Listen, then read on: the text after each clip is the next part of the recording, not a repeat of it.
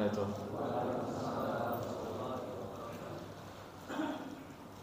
إن الحمد لله نحمده ونستعينه ونستغفره ونعوذ بالله من شرور أنفسنا ومن سيئات أعمالنا.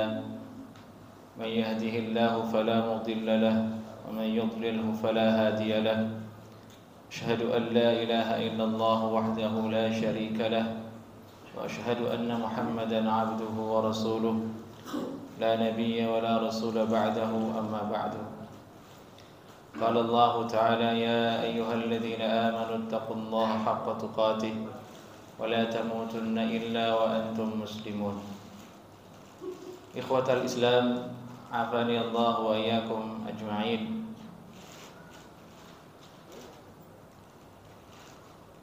Berhubung kita sebentar lagi akan masuk ke salah satu bulan haram yang sangat mulia dan diagungkan Allah Subhanahu wa taala, yaitu bulan Zulhijjah. Bahwa Zulhijjah salah satu daripada bulan-bulan diharamkan oleh Allah Subhanahu wa taala. Allah taala berfirman, minha arba'atun hurum, 12 syahran fi kitabillah, minha arba'atun hurum. Ada 12 bulan dan 4 bulan di antara 12 tersebut diharamkan oleh Allah Subhanahu wa taala. Dan Nabi sallallahu alaihi wasallam menyebutkan bulan haram tersebut ialah bulan apa? Zulqa'dah, Zulhijjah, Al-Muharram dan Rajab Mudhar. Adapun bulan Zulhijjah ialah bulan yang sangat luar biasa. Di dalamnya terdapat amalan salah satu rukun Islam, yaitu berhaji. Buniyal Islamu ala khamsin, syahadati an la ilaha illallah wa anna Muhammadar Rasulullah wa iqamis salah wa ita'iz zakah wa shaumi Ramadan wa hajjil bait man istata'a ilaihi sabila. Allah Ta'ala berfirman tentang haji, walillahi 'alan nasi hajjul bait man istata'a ilaihi sabila. Dan hak bagi Allah Subhanahu wa taala yang wajib ditunaikan oleh manusia, hajjul bait, pergi berhaji ke bait, yakni Ka'bah, bagi orang yang mampu untuk membuka jalan ke sana. Nabi sallallahu alaihi wasallam menjelaskan kepada kita bahwa hendaklah kita istibaq ilal khair, segera menuju kepada kebaikan. Allah Ta'ala berfirman, wasari'u ila maghfiratin min rabbikum wa jannatin 'arduha as-samawati wal ard uiddat lil muttaqin. Dan segeralah kalian kepada ampunan Rabb kalian, Allah Subhanahu wa taala. Dan segeralah kalian menuju ke surga Allah Subhanahu wa taala yang luasnya langit dan bumi, yang telah disiapkan oleh Allah untuk orang-orang yang bertakwa. Maka dari itu semua, di malam ini kita jeda kajian Sunan At-Tirmidzi kita dengan mengulas keutamaan 10 Zulhijjah sebagaimana yang telah diuraikan oleh Imam Al-Hafiz Ibn Rajab rahimahullahu ta'ala dalam kitabnya Lataiful Ma'arif. Bahwasanya Lataiful Ma'arif ini salah satu kitab yang sangat berharga, sangat bermanfaat bagi orang-orang yang ingin memfokuskan dirinya taat kepada Allah Subhanahu wa taala, bagi orang-orang yang ingin mengisi sisa usia dan hidupnya untuk ibadah kepada Allah Subhanahu wa taala. Ternyata jamaah, yang paling susah dan paling sulit itu ialah istiqamah taat ibadah kepada Allah Subhanahu wa taala. Tidak ada perkara yang paling sulit selain dari istiqamah. Taib. Bahasan tentang 10 Zulhijjah ini ada dua. Yakni keutamaan 10 Zulhijjah itu sendiri, dan kedua amalan-amalan yang ada di dalam 10 Zulhijjah tersebut. Adapun keutamaan 10 Zulhijjah, Ashru Zulhijjah bahasa Arabnya. Ashrun artinya 10, Zulhijjah artinya bulan Zulhijjah. Dikatakan 10 maksudnya di sini adalah 10 awal. Tanggal 1, 2, 3, 4 sampai 10. Dikatakan 10 hari awal bulan Zulhijjah. Ini yang dibahas oleh ulama. Karena ada riwayat yang menunjukkannya. Di antaranya ialah hadis yang sangat populer dalam Sahih Bukhari dan yang lainnya. Nabi sallallahu alaihi wasallam bersabda, "Ma min ayyamin a'zama 'indallahi wa la ahabba ilaihi al-'amalu fihinna min hadhihi al-ayyamil 'ashr." Dan satu riwayat dalam Sahih Ibnu Hibban dari Jabir radhiyallahu taala anhu dari Nabi sallallahu alaihi wasallam, beliau bersabda, "Ma min ayyamin afdala 'indallah, ma min ayyamin afdalu atau afdala 'indallah min ayyami 'ashri Dzulhijjah." Tidak ada hari-hari yang ada di atas muka bumi ini yang Allah telah ciptakan yang paling utama di sisi Allah Subhanahu wa taala selain dari 10 hari yang ada di bulan Zulhijjah tersebut.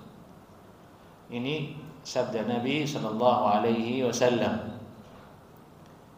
Keutamaan 10 Zulhijjah ini jemaah kalah populer oleh keutamaan-keutamaan lainnya. Kalah populer di masyarakat.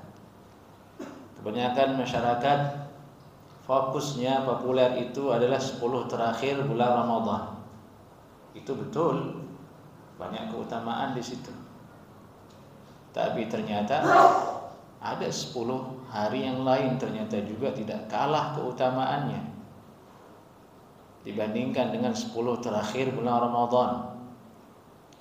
Kalah populer, akhirnya banyak orang mengabaikannya. Banyak orang lalai darinya untuk mentakzim hari tersebut dan untuk taat ibadah di dalamnya. Jadi itulah pentingnya kita mensyiarkan ilmu. Ketika kita mengenal keutamaan 10 Zulhijjah tersebut dan menyebarluaskannya kepada masyarakat, maka itu sebagai pintu orang untuk mau beramal di dalamnya, ingin beramal di dalamnya. Maka kita bersyukur sampai kepada kita sabda Nabi sallallahu alaihi wasallam. Kita dengar sabda Nabi sallallahu alaihi wasallam menjelaskan dan menunjukkan kepada kita keutamaan dari 10 hari Zulhijjah tersebut.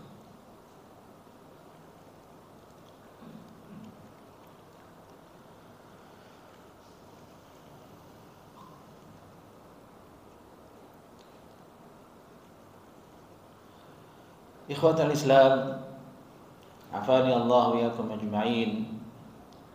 Ada beberapa fadail keutamaan selain dari yang tadi kita sebutkan di hadis yang terkait tentang keutamaan 10 Zulhijjah itu sendiri. Di antaranya ialah anna Allah Ta'ala aqsama bihi jumlatan wa bi ba'dihi khususan. Qala Allah Ta'ala wal fajri wa layalin 'ashrin.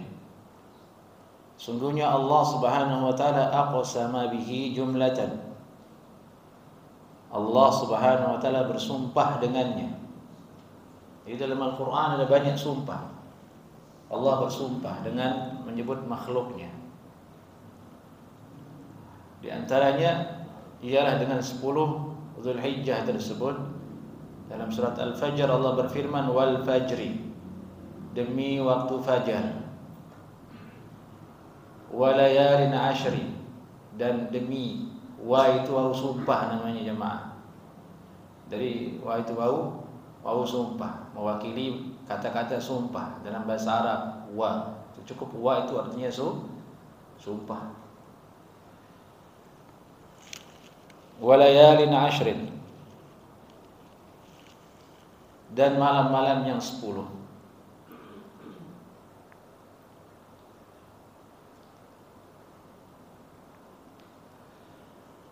Dan layalin ashrin dalam surat Al-Fajr ini disebutkan oleh ulama tafsir hiya ashru Dzulhijjah.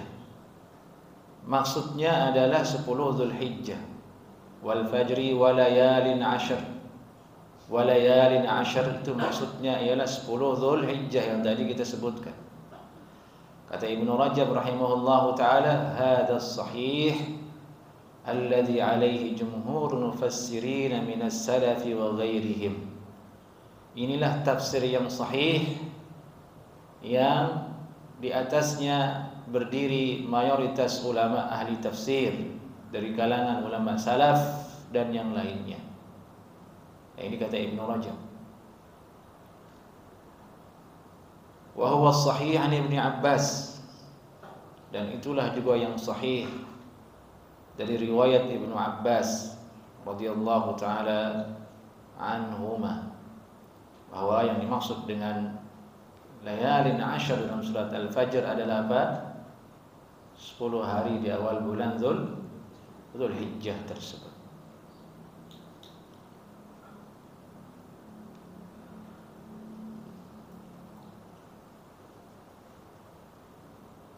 Berarti ini menunjukkan apa jemaah? Menunjukkan betapa besar dan agungnya waktu tersebut.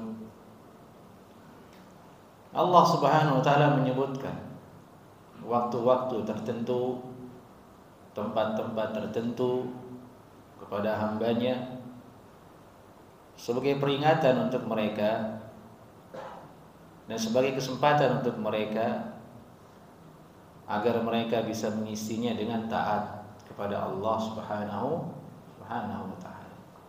Jadi disebutkan bukan hanya untuk sebagai cerita saja, tapi agar manusia berpikir, agar manusia siap untuk mengisinya dengan taat kepada Allah Subhanahu wa taala.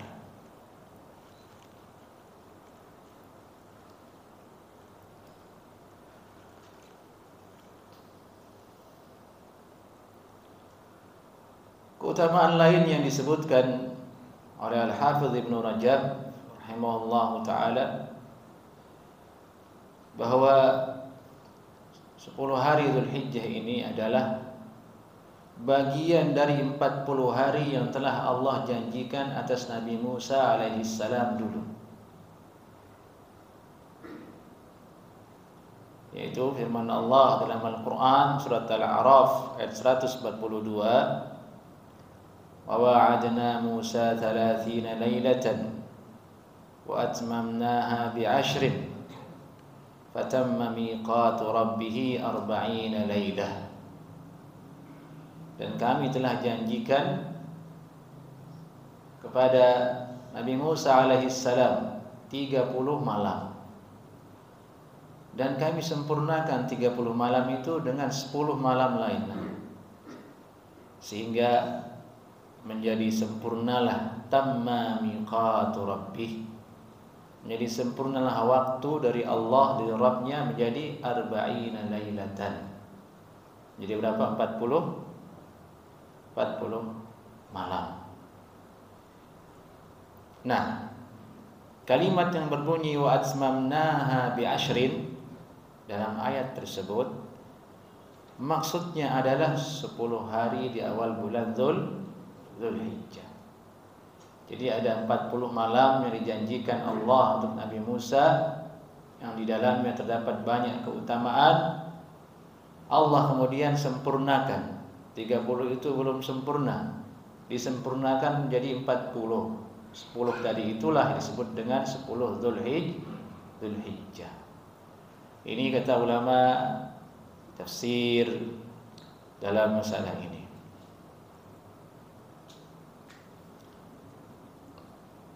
Menguatkan hal itu, Imam Abdul Razzaq dalam kitabnya Al-Musannaf dari Mujahid, dari Imam Mujahid ini ulama tafsir jamaah. Beliau berkata, "Ma min amalin fi ayyamis sanah afdalu minhu fil ashri min Dzulhijjah, wa hiya al-ashr allati atammaha Allah li Musa alaihi salam." Tidak ada satu amalan di antara hari-hari sepanjang tahun yang lebih utama dibandingkan dengan 10 hari Dzulhijjah. Dan dia 10 hari Dzulhijjah tersebut adalah 10 hari dan malam yang ada di dalam firman Allah tadi, wa atmamnaha bi 'ashrin wa hiya al-'ashr allati atammaha Allah li Musa alaihi salam. Ini keutamaan kedua jemaah yang disebutkan dalam Al-Qur'an tentang 10 hari di awal bulan Dzulhijjah tersebut. Ingat, jika Allah menyebutkan satu keutamaan dalam Al-Qur'an, maka dia sama dengan ayat-ayat keutamaan lainnya. Maksudnya tidak ada bedanya ayat yang tadi kita baca, wal fajri wa layalin 'ashrin wa atmamnaha bi 'ashrin fa tamma miqatu rabbih 40 lailah. Itu sama dengan firman Allah, ya ayyuhalladzina amanu kutiba 'alaikumus shiyam atau syahrul ramadhan alladzi unzila fihi al-Qur'an. Bulan Ramadan turunkannya Al-Qur'an. Sama sebenarnya. Tapi sekali lagi yang terjadi tadi, syiarnya kurang meluas, kurang terasa karena kurangnya ilmu, sehingga sedikit yang menghidupkannya dengan beramal saleh.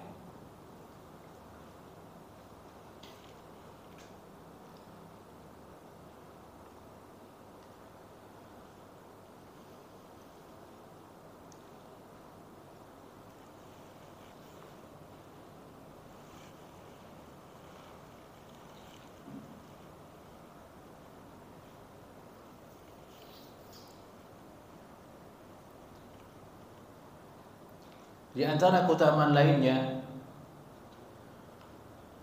bahwasanya Allah Subhanahu wa taala menyebutkan 10 Dzulhijjah ini sebagai al-ayyam al-ma'lumat.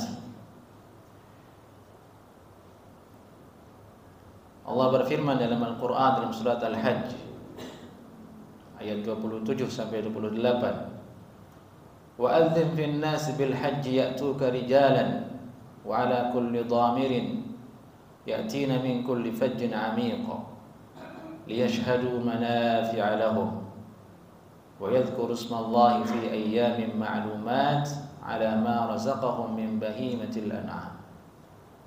Firman Allah yang berbunyi, wa yadhkuru ismallahi fi ayyamin ma'lumat, dan mereka, agar mereka berzikir kepada Allah di hari-hari yang telah ma'lumat. Hari yang maklumat di sini kata ulama maksudnya ialah 10 hari di awal bulan Dzulhijjah. Ibnu Rajab berkata, wa jumhurul ulama ala anna hadhihi al-ayyam al-ma'lumat hiya 'ashru Dzulhijjah. Mayoritas ulama mereka di atas pendapat sesungguhnya hari-hari yang maklumat dalam ayat ini, Al-Hajj ayat 27 sampai 28, adalah 10 hari di awal bulan Dzulhijjah. Di antara jumhur tersebut atau mayoritas tersebut ialah Ibnu Umar, Ibnu Abbas, Imam Hasan Al-Basri, Imam Atha bin Abi Rabah, Imam Mujahid, Ikrimah, Qatadah, An-Nakhai, Abu Hanifah, Imam Syafi'i, Imam Ahmad dan lainnya.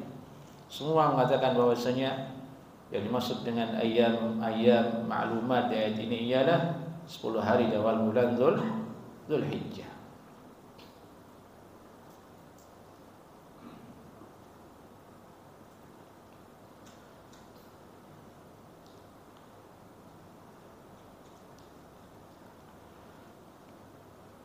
Di antara kekhususan dan keutamaan 10 Dzulhijjah ini jemaah, dialah waktunya untuk jamaah haji untuk mempersiapkan daging-daging mereka, mempersiapkan al-hadiyu, ternak-ternak mereka, untuk nanti disembelih di tanggal 10 tersebut. Jadi ada dua syariat yang berbeda. Satu kurban, satu al-hadiyu.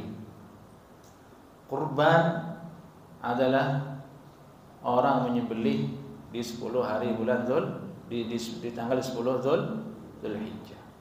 Disembelih di tempatnya masing-masing. Ada namanya al-hadiyu. Al-hadiyu itu ialah ternak hewan kambing atau onta yang digiring dibawa ke Makkah Al-Mukarramah, dihadiahkan ke Ka'bah, disembelih di sana. Dulu Nabi SAW mewakilkan hadiyunya kepada Ali bin Abi Thalib. Kalau tidak salah jumlahnya sekitar 100. Kalau tidak salah 100 ekor onta. Bayangkan itu hadiyu milik Nabi SAW 100 onta. Jadi Nabi itu tidak miskin jemaah. Dalam bahasan kajian-kajian, dalam bahasan ini Nabi miskin atau kaya? Pertengahan. Tidak terlalu kaya dan tidak miskin. Yaitu level yang kita dianjurkan ikuti Nabi. Itu mungkin bahasa kita yang penting cukup.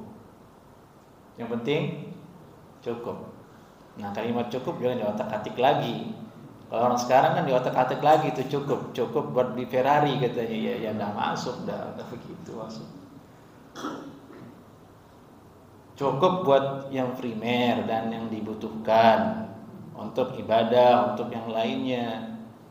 Jangan dirubah dengan cukup yang tadi. Nabi SAW kalau beliau ingin itu Gunung Uhud jadi emas. Kalau beliau ingin. Tapi Nabi tidak mau.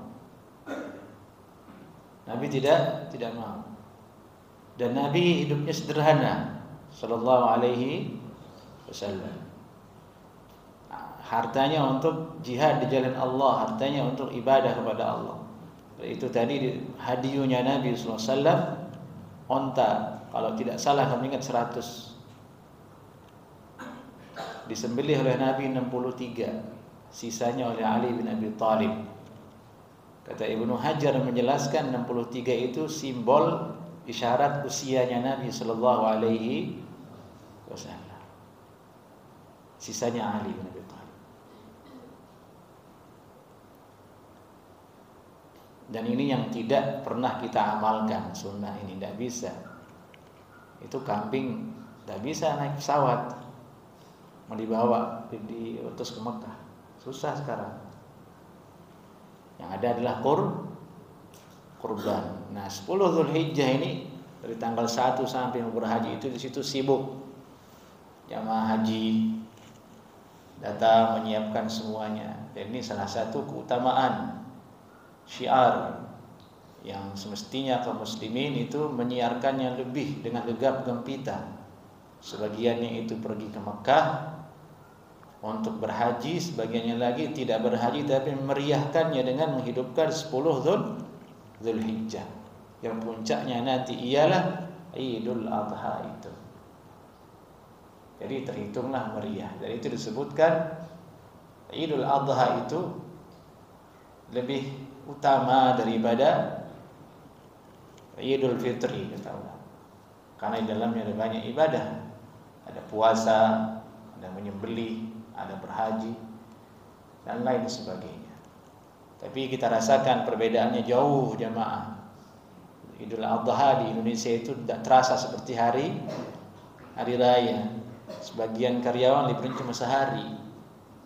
Kalau tidak salah ya, hari ini Idul Adha, besok disuruh masuk ya, suruh masuk. Padahal itu kan 3 hari. Yaumul Qarr, hari untuk menyembelih. Jamaah haji di Mina, mereka mabit di situ, berzikir kepada Allah Subhanahu wa taala.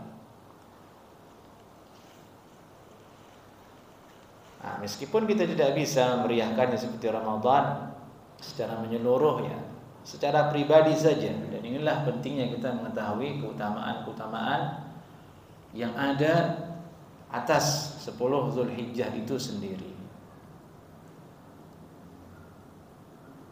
Baik. Kemudian berikutnya, ikhwatal Islam, afani Allah wa iyyakum ajma'in, kita masuk ke bagian kedua, yaitu amalan apa yang mesti kita atau yang dianjurkan oleh Nabi sallallahu alaihi wasallam. Apa yang mesti kita hidupkan, apa yang mesti kita amalkan di 10 hari Zulhijjah yang tadi kita bahas ulas secara ringkas keutamaan-keutamaannya dari Al-Qur'an dan hadis Nabi sallallahu alaihi wasallam. Gambarannya supaya lebih meresap lagi, Lailatul Qadar. Lailatul Qadar itu ada keutamaan malam dan ada amalan, ya kan? Keutamaan malamnya apa? Khairum min alfi syahrin. Lebih bagus dari 1000 bulan. Itu namanya keutamaan malam itu. Amalannya apa? Disuruh sholat, maqama Ramadan, maqama Lailatul Qadri. Siapa yang berdiri di malam Lailatul Qadar itu amalannya. Nah, sama ini juga begitu. Yang tadi kita bahas itu keutamaan dari 10 Zulhijjah dari Al-Qur'an dan sunnahnya. Nah, sekarang apa yang mesti diamalkan di dalamnya? Bagaimana petunjuk Nabi sallallahu alaihi wasallam di dalamnya? Nah, ini dibahas juga oleh Al-Hafidz Ibnu Rajab rahimahullahu taala.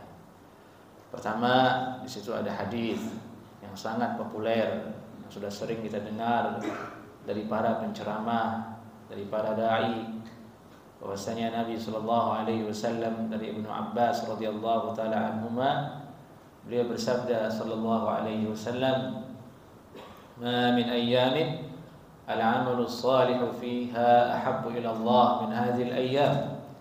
Tidak ada hari-hari di mana amal saleh di dalamnya paling disukai oleh Allah Subhanahu wa taala atau lebih disukai oleh Allah Subhanahu wa taala selain dari hari-hari ini. yakni ayyamul 'ashr, 10 hari Zulhijjah.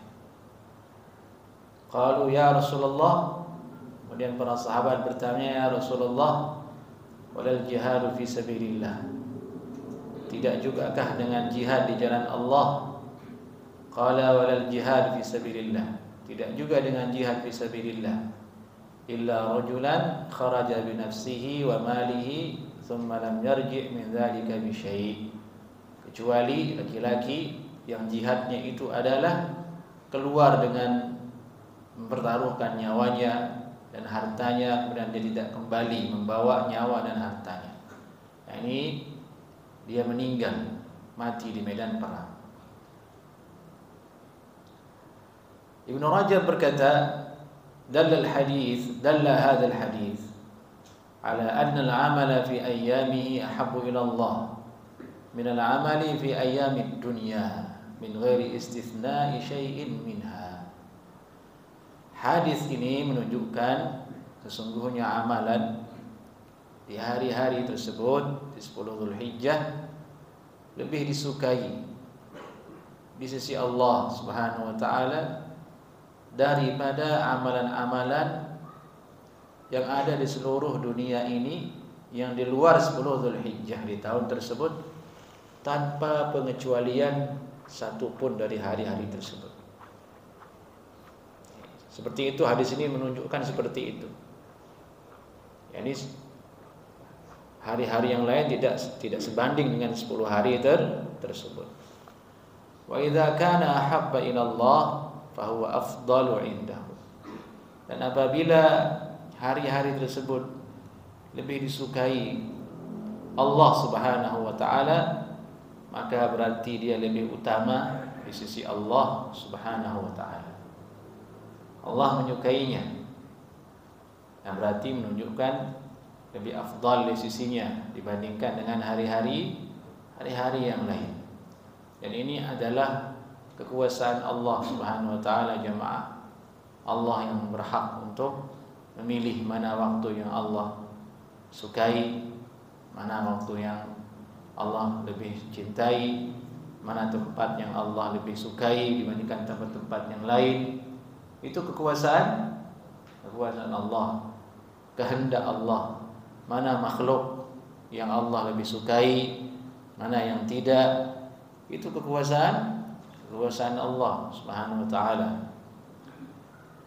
Timbangannya tidak dikembalikan kepada manusia. Itu rahasia Allah. Seperti misalnya kenapa Allah memilih Nabi Muhammad SAW sebagai Nabi dan Rasul, sebagai makhluk yang paling afdal. Tidak perlu bertanya kenapa, itu pilihan Allah. Kenapa Allah memuliakan Arafah, memuliakan Makkah, Madinah, Masjidul Aqsa sebagai sebuah tempat yang Allah muliakan? Tidak perlu kita bertanya, itu kehendak Allah. Allah yang memilih dan menentukannya. Tidak hamba hanya dengar, sami'na wa ata'na, dengar dan taati saja. Waktu juga begitu. Kenapa Allah lebih mengutamakan waktu ini, lebih menyukai waktu ini dibandingkan waktu itu? Itu rahasia Allah Subhanahu wa ta'ala. Allah Hakim, Maha bijaksana. Allah Hakim, Maha bijaksana, Maha adil dan alim, Maha mengetahui dan khabir, mengetahui segala sesuatu yang samar di mata manusia. Ini menunjukkan tauhid, agar kita berserah kepada Allah Subhanahu wa ta'ala. Dan itu muqaddimah yang paling ampuh jamaah untuk membentuk tawakal dan pasrah diri kepada Allah Subhanahu wa ta'ala.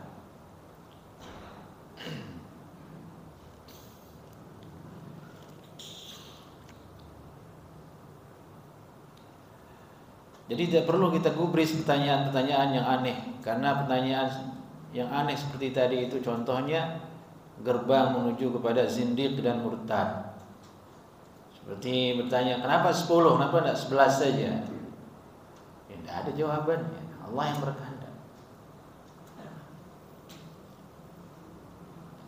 Kenapa Allah turunkan rahmat hanya 1, 99 nanti di akhirat? Ya tidak usah ditanya, itu Allah.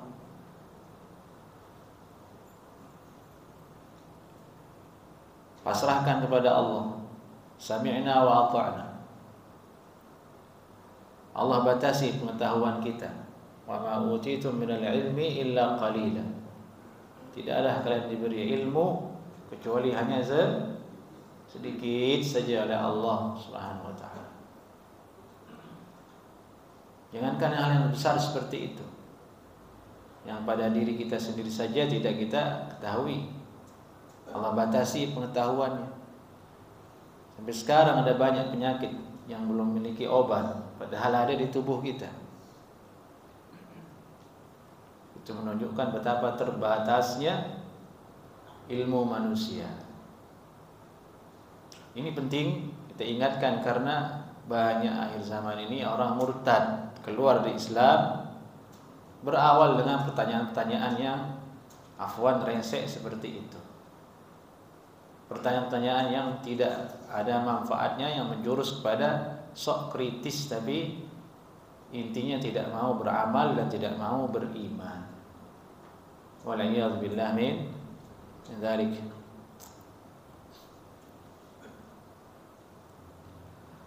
Ibnu Rajab berkata kemudian, wa idza kana al-'amalu fi ayyamil 'ashri afdala wa habba ila Allah min al-'amali fi ghairihi min ayyamis sanati kulliha, صار العمل فيه وإن كان مفضولا أفضل من العمل في غيره وإن كان فاضلا. Apabila satu amalan di 10 hari Dzulhijjah itu lebih afdal, lebih disukai Allah Subhanahu wa taala dibandingkan dengan amalan di hari selainnya sepanjang tahun yang ada, صار العمل فيه, maka jadilah amalan di dalamnya, jadilah suatu amal soleh, suatu perbuatan, suatu ibadah di dalam 10 hari Dzulhijjah tersebut. Wa in kana mafdulan, meskipun amalan itu tidak utama, afdala min al-amali fi ghairihi, menjadi lebih utama jika dilakukan di dalam 10 Dzulhijjah wa in kana fadila, meskipun amalan tersebut adalah amalan yang mafdhul. Begini maksudnya, ada amalan biasa dilakukan di luar bulan 10 Dzulhijjah, tapi ketika amalan tersebut dilakukan di 10 hari Dzulhijjah menjadi lebih utama. Dia menjadi utama karena apa? Karena waktu pelaksanaannya adalah disukai oleh Allah Subhanahu wa taala. Dari itulah Nabi mengatakan di situ, jihad pun tidak bisa menandinginya. Padahal jihad itu amalan yang fadil. Amalan yang fadil. Fadil itu artinya apa? Yang sangat utama. Sangat utama. Tapi kalau dibandingkan dengan amalan yang biasa-biasa seperti baca Quran, lebih utama mana jamaah, baca Quran atau jihad? Jihad fisabilillah. Tapi baca Quran ini kalau dilakukan di 10 Dzulhijjah bisa melebihi keutamaan jihad. Kenapa bisa demikian? Karena dilakukan di waktu yang disukai oleh Allah Subhanahu wa taala. Itu maksud dari walal jihad fi sabilillah. Tidakkah jihad juga bisa menandinginya? Nah, tentu ini mendorong kita jamaah untuk bersungguh-sungguh beramal di 10 Dzulhijjah. Nabi sallallahu alaihi wasallam bersabda, "Wala tahqiranna minal ma'rufi syai'a." Jangan sekali-kali kalian mencela, meremehkan kebaikan, al-ma'ruf, sedikit pun. yakni 10 hari Dzulhijjah ini amalan baik yang remeh jangan tinggalkan. Kalau tidak mampu melakukan yang berat, sekedar astaghfirullah, subhanallah bihamdihi adada khalqi wa ridha nafsi wa zinata 'arsyi wa midada kalimati, la ilaha illallah wahdahu la syarika. Perbanyak amalan-amalan. Lisan kita basahi dengan zikir kepada Allah Subhanahu wa taala. Lisan kita basahi dengan zikir. Hati kita hiasi dengan zikir kepada Allah Subhanahu wa taala. Kita tidak tahu dengan seperti itu nanti Allah berkati usia kita, berkati amal ibadah kita, sehingga di akhir hayat kita mendapatkan husnul khatimah. Baik, silakan azan dulu.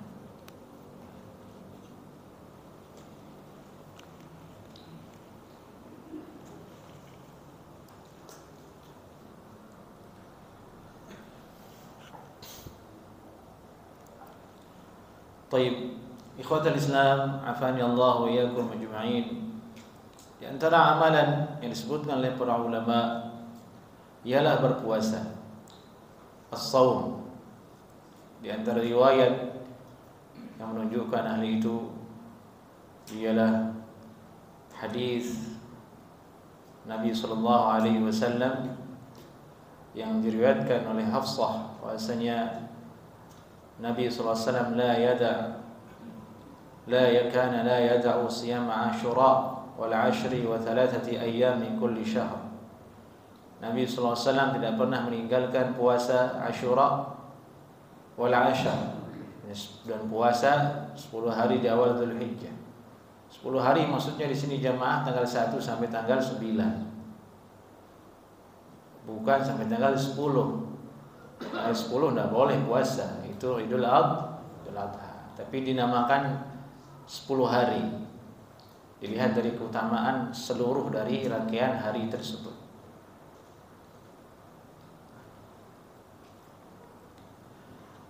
Dan diriwayatkan juga dari sebagian istri Nabi sallallahu alaihi wasallam, kana la yad'u siyama 9 Dzulhijjah.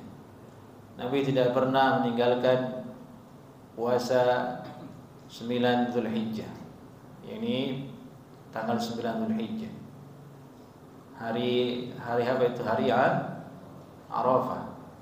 Mudah-mudahan di tahun ini tidak lagi terjadi perbedaan ya, Indonesia dengan Saudi. nanti ribet lagi kita. Arafahnya di sana, puasanya tapi hari ini, kan begitu. Nah, setiap tahun ribut deh. Kemana ribut? Idul Fitri berbeda.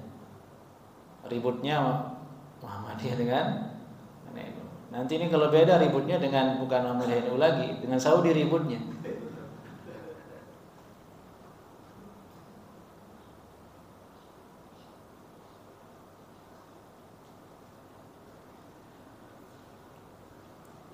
Disebutkan oleh Ibnu Rajab di antara ulama yang berpuasa lengkap dari tanggal 1 sampai tanggal 9, Abdullah bin Umar, yakni Al-Hasan Al-Basri, Ibnu Sirin, Imam Qatadah, dan ulama-ulama yang lain banyak di antara mereka yang menganjurkan agar berpuasa penuh di tanggal 1 sampai tanggal 9.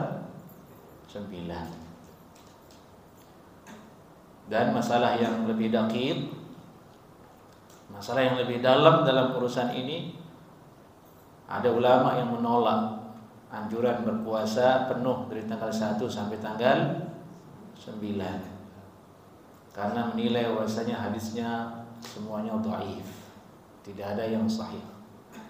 Itu yang pertama. Yang kedua, karena bertentangan dengan hadis lain yang sahih, itu hadis riwayat Aisyah dalam Sahih Muslim. Beliau berkata, "Ma ra'aitu Rasulullah sallallahu alaihi wasallam sha'iman al-ashra qattu." Aku tidak pernah melihat Rasulullah sallallahu alaihi wasallam puasa penuh 10 hari, ini 1 sampai 9 qattu. Qattu itu dalam bahasa Arab sama sekali tidak pernah. Ini pertama yang berkata siapa? Istri baginda Nabi sallallahu alaihi wasallam, Ummul Mukminin Aisyah. Kita ketahui orang yang paling kenal laki-laki itu siapa? Istrinya. Kalau istrinya bilang jahat, dia jahat dia. Kalau istrinya bilang baik, berarti dia baik. Jadi itu disebut perempuan itu libas dalam Al-Quran. Hunna libasul lakum. Dia perempuan itu pakaian buat kamu. Ya, baik burukmu ya dari pilihan pakaianmu, bagaimana kamu menggunakannya. Wa antum libasul lahun, dan kalian juga adalah pakaian untuk mereka. Saling menutupi, saling menutupi, saling melengkapi. Nah, ini penting diingat oleh kaum lelaki, terutama jamaah yang usianya sudah seperti saya di depan kita ini, banyak sepuh nih. Karena mungkin sudah mulai bosan sama istrinya. Dia lihatnya udah nenek-nenek katanya. Dia mau nyari lagi. Ingat-ingat Allah Ta'ala berfirman, "Wala tansawul fadla bainakum." Jangan kalian lupakan kelebihan, keutamaan yang telah terjadi di antara kalian. Jangan lihatnya sekarang, ingatnya yang dulu. Bagaimana perjuangan. Ya, kayak begitulah. Ini penting diingat oleh jamaah. Tapi kalau seandainya ada yang ingin nambah lagi, ya bismillah, tidak ada masalah. Tidak ada masalah. Yang masalah itu kalau zalim, ya kan? Zalim itu yang jadi masalah, yang diharamkan oleh Allah Subhanahu wa taala. Jadi kembali ini Ummul Mukminin Aisyah.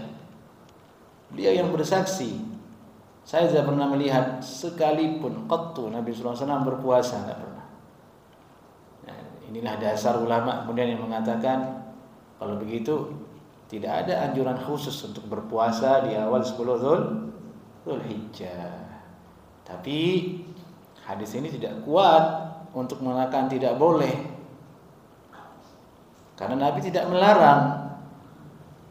Kan bunyi hadisnya, saya tidak pernah lihat Nabi berpuasa.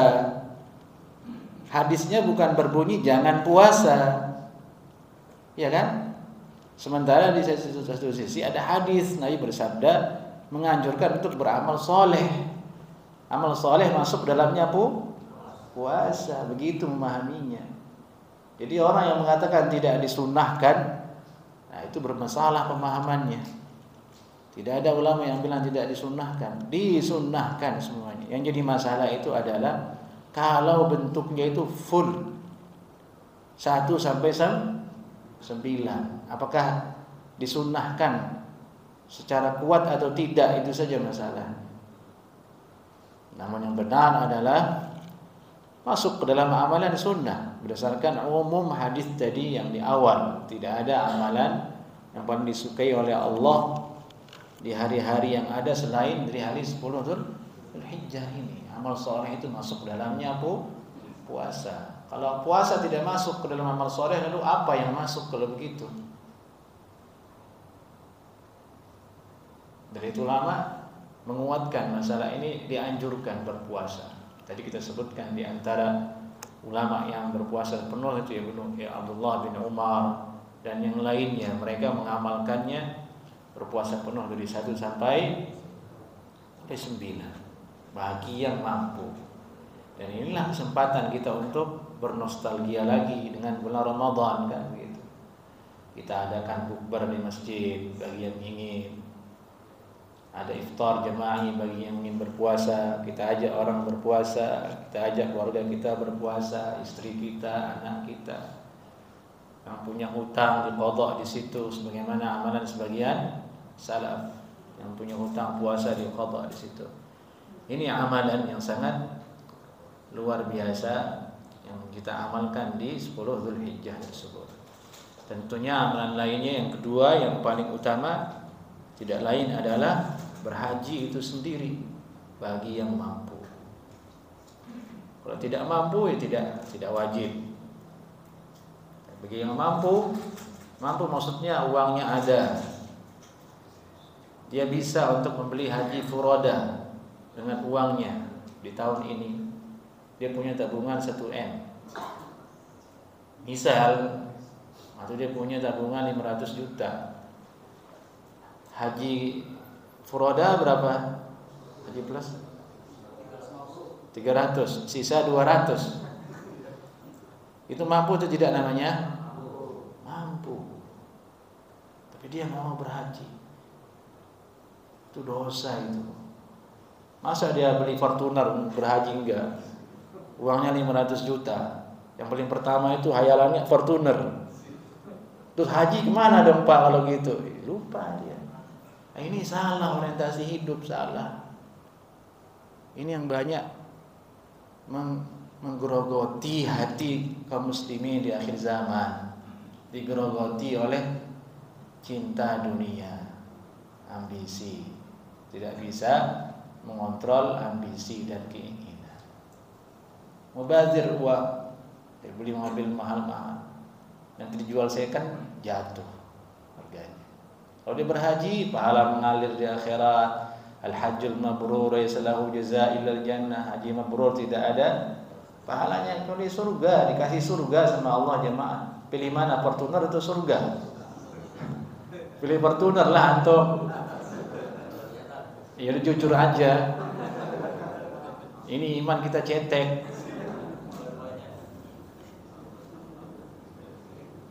Dan iya ini iman kita masih cetek. Beda dengan sahabat dulu. Diajak jihad. Saya masuk surga anda Nabi. Masuk surga kamu kalau kamu mati jihad. Pergi, dipilih surga namanya itu. Ya, kita jangankan jihad, pertaruhkan nyawa. Suruh tentang sholat jamaah ya kan males. Itu saya bilang pilih Fortuner dia bukan pilih surga. Nah, itulah gambarannya. Ini tidak mudah jemaah mencapai level orang-orang yang betul-betul takut kepada Allah, ingin akhirat, kemudian mulai menepi dari perkara dunia. Itu tidaklah perkara yang mudah. Butuh olahraga jiwa yang panjang, butuh teman yang menasehati, butuh guru yang mengingatkan. Baru kita bisa sampai ke level itu. Itu banyak orang kaya yang tidak berhaji dengan hitungan yang tadi. Yakin saya, kalau dengan harga seperti itu 300 juta banyak orang punya. Dia tidak mau berhaji. Na'udzubillah min dzalik. Ini levelnya bukan amal soleh lagi, kewajiban. Sementara hadis ini bahasanya amal-amal yang sunnah. Kemudian tentunya amalan lainnya yang paling utama ialah berkurban. Ini nanti kita bahas insyaallah di Kamis mendatang. 2 Kamis lagi kita Idul Adha. Kamis ini, Kamis depan Idul Adha. Biidznillah taala. Baik ikhwah. Ada yang ditanyakan, silakan. Belum terlalu. Nah.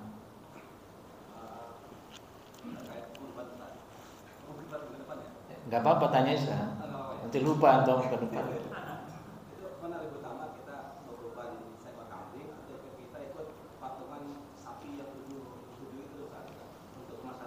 Baik. Barakallahu fiik. Ishtirak dengan 1 ekor kambing. Kata ulama menyebutkan lebih utama kambing. Karena kambing lehernya 1 untuk 1 orang. Kalau sapi bareng-bareng 7 orang, leher 1 bareng-bareng, jadi kurang afdal. Tapi kalau dia sendiri sapi, jelas itu lebih afdal sapi. Jadi ulama mengatakan yang lebih mahal lebih afdal. Kalau patungan sekarang sapi 1 orang berapa? 3,5. 1 ekor kambing 4 juta. Kalah telak tuh sapi. Kalau keutamaan. Ini kan keutamaan tapi ya, dua-duanya boleh. Karena sebagian orang ada yang tidak bisa makan kambing. Karena Allah berfirman, "Fakulu minha." Makanlah oleh kalian dari daging kurban kalian. Kalau antum menyembelihnya kambing, tidak bisa makan kambing, tidak bisa antum amalkan firman Allah tadi. Gitu fikihnya. Jadi jangan dipaksain. Monggo silahkan. Yang senangnya daging sapi ikut tuh, ada pengumumannya 3,5 juta. Boleh ditawar. Kambing juga boleh ditawar. Karena di masyarakat tuh merebak itu isu tidak boleh nawar hewan kurban. Ini tidak bertanggung jawab untuk menyebarkan isu. Menang banyak tuh bandar tuh. Tawar dia sampai dapat. Jangan bilang untuk kurban perhitungan, ya bukan begitu, uangnya memang pas-pasan. Ya demikian. Ya.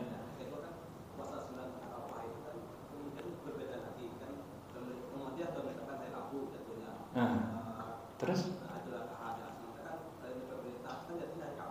Beda lagi nih.